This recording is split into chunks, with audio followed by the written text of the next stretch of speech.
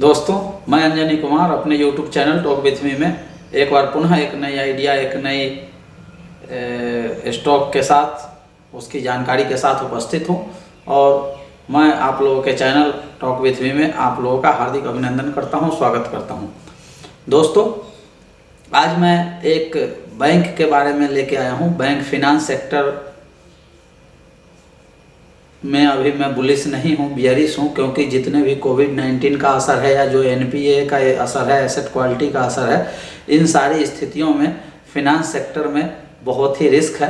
कुछ खास अच्छे स्टॉक को छोड़ के, तो उसमें फिर भी कुछ लोगों के कहने पे, कुछ मित्रों के कहने पे हमने आईडीएफसी फर्स्ट बैंक के बारे में आप लोगों को जानकारी देने के लिए आया हूँ। दोस्तों, आईडीएफसी फर्स्ट बैंक जो है, आईडीएफसी से अलग होके आईडीएफसी बैंक बना था और दिसंबर 2018 में कैपिटल फर्स्ट और आईडीएफसी बैंक का मर्जर हुआ था, जिसके बाद इसका नाम आईडीएफसी फर्स्ट बैंक हो गया। दोस्तों, आईडीएफसी फर्स्ट बैंक जो है वो मूल रूप से कॉरपोरेट को लोन देती थी, इंफ्रास्ट्रक्चर कंपनियों को लोन देती थी, लेकिन उसमें काफ़ी एनपीए हो गया, एसेट क्वालिटी ख़राब हो गई, जिससे इसका फिनेंशियल परफॉर्मेंस ख़राब होने लगा। लेकिन कंपनी ने उस चीज़ को रोक लगा के एक पॉलिसी लाई कि अब जो है वो कॉरपोरेट को लोन कम से कम देगी या नहीं देगी, और वो अपना लोन जो है रिटेल निवेशकों को देगी ज़्यादा, ताकि उससे एक रिस्क भी कम जाएगा और उससे उसकी प्रॉफिटेबिलिटी बढ़ जाएगी। जो अभी प्रॉफिट होती है उसमें उसको प्रोविजनिंग करनी पड़ती है, क्योंकि बहुत सारे कॉरपोरेट लोन फंस गए हैं, एनपीए हो गए हैं या होने की संभावना है। तो वैसे स्थिति में कंपनी का एक व्यू है, उसका एक फ्यूचर प्लानिंग है कि कंपनी के एसेट क्वालिटी को बढ़ाना है और उसके साथ साथ प्रॉफिटेबिलिटी को बढ़ाना है, और ये दोनों चीज़ें कंपनी के शेयर होल्डर के लिए फ्यूचर में अच्छा साबित होगा, ऐसा मैं मानता हूँ। एक बैंकिंग, किसी भी बैंकिंग कंपनी का जब हम एनालिसिस करते हैं तो उसमें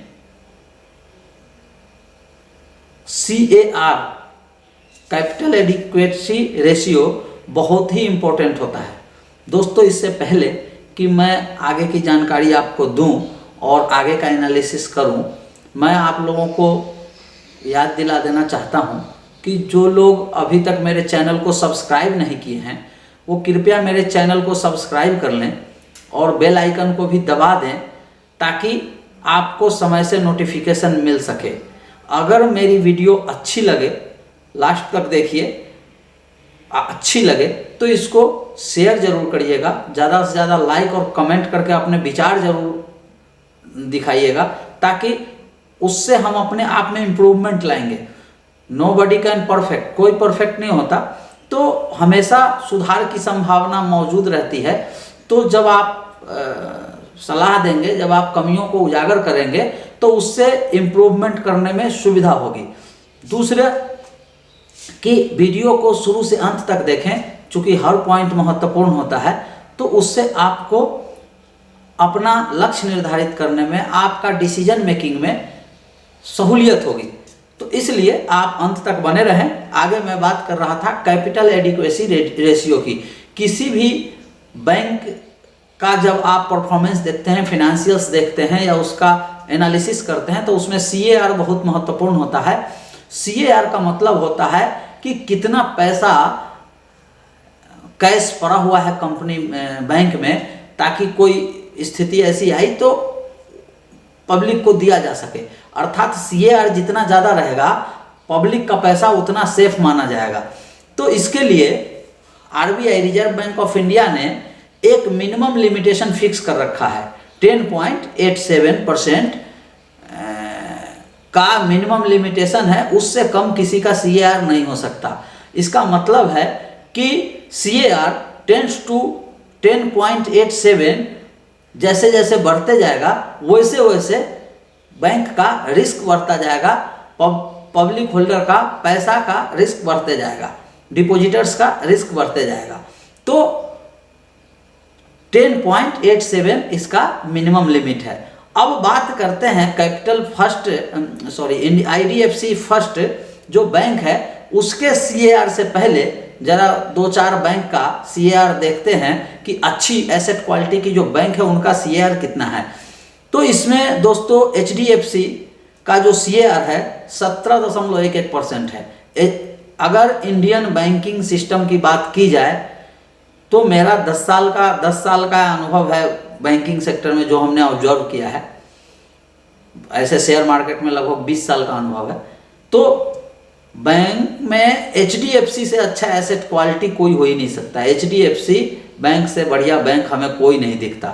HDFC बैंक इज मतलब हाई प्रायोरिटी, और उसका एसेट क्वालिटी, उसका जो CAR है वो 17.11% के आसपास है। और RBL बैंक, जिसको आज के डेट में सब समझता है एसेट क्वालिटी खराब होने की संभावना है, उसका भी 16.08% है। तो और वहीं पे IDFC फर्स्ट बैंक का मात्र 13.29 है। अर्थात अगर HDFC बैंक से RBL बैंक से तुलना करें तो IDFC बैंक का CAR बहुत ही कम है और ये रिस्क में ले जाने की ओर अग्रसर है। तो इस चीज पे IDFC फर्स्ट बैंक का जो मैनेजमेंट है उसकी नज़र ऑलरेडी है, और उसने इसी चीज को CAR को इम्प्रूव करने के लिए 2000 करोड़ का बॉन्ड के थ्रू उसको पैसा फंड रेजिंग का प्लान किया है।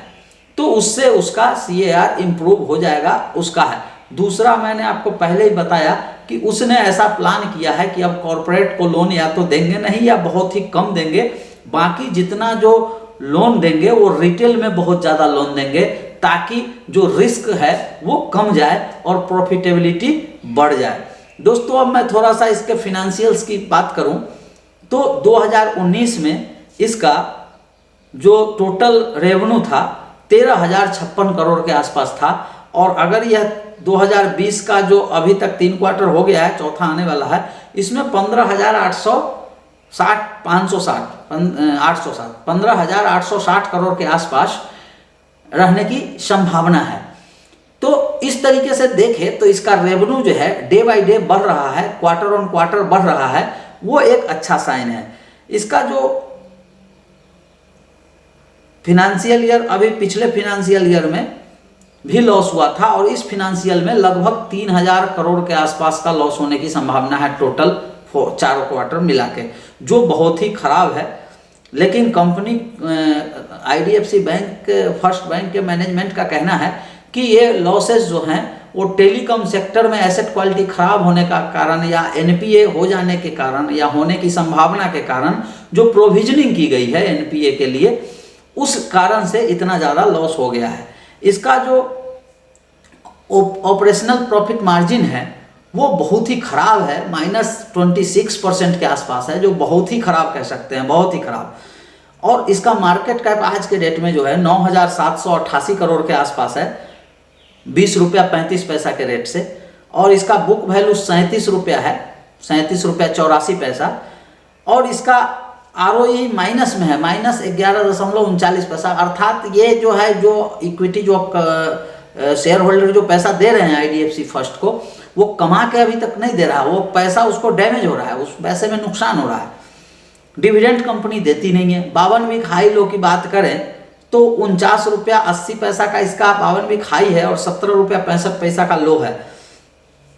तो फेस वैल्यू इसका 10 रुपया के आसपास है। तो इस तरीके से जो कंपनी का फिनेंशियल्स है वो अभी बहुत ही अच्छा नहीं कहा जा सकता है। दूसरा, एक प्रॉब्लम हुई थी कि इसके जो MD और CEO थे वैद्यनाथन, उन्होंने अपना 93 करोड़ का शेयर ओपन मार्केट में बेच दिया था। तो उसके कारण एक निगेटिव बना था कंपनी के प्रति कि कंपनी में बहुत सारा प्रॉब्लम आने वाला है। ये भी एक इशू हो सकता है। ऐसे उनका तर्क था कि हम ESOPs में हमें वो शेयर मिले थे, और हमने जो शेयर परचेज किया था ESOPs को कैश किया था शेयर में, तो वो लोन से किया था, और वो लोन वाले को पैसा देना था, इसलिए वो शेयर हमें बेचना पड़ा। दूसरा, इसका जो शेयर होल्डिंग पैटर्न मैं आपको बताऊं, इसमें प्रमोटर का 40% के आसपास शेयर है, 40%, म्यूचुअल फंड का 3.17% है, और FII फॉरेन इंस्टीट्यूशनल इन्वेस्टर का 13.56% अभी है, लेकिन पिछले क्वार्टर में लगभग 1.5% के आसपास इन्होंने अपना होल्डिंग कम किया है, वो भी ठीक साइन नहीं है। डोमेस्टिक इंस्टीट्यूशनल इन्वेस्टर का जो होल्डिंग है 4.41% है।